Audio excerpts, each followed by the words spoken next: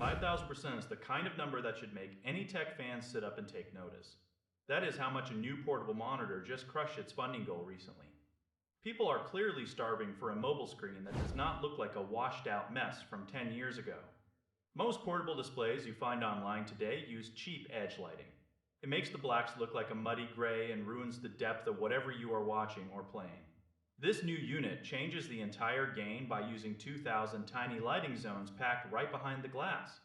This is the kind of high-end technology usually reserved for massive and expensive living room televisions. When a scene goes dark, those tiny lights actually turn off completely. You get contrast that pops off the screen in a way that feels almost three-dimensional.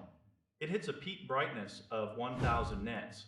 That is an incredible amount of power for something you can slide into a laptop sleeve. You could sit in a bright coffee shop right by a window and still see every single detail of your work without any struggle.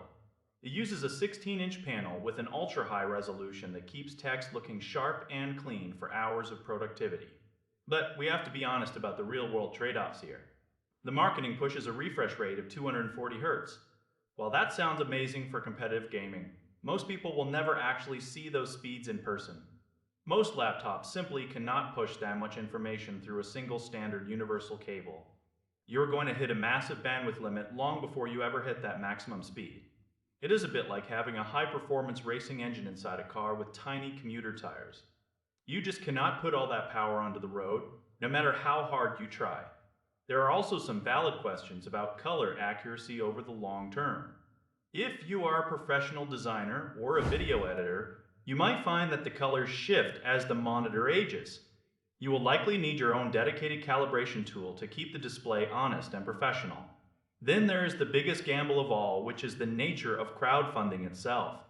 Since this is a startup project, you are taking a significant risk with your hard-earned money. There is no long history of customer service or reliable shipping to lean on. You are essentially paying for the privilege of being an early adopter.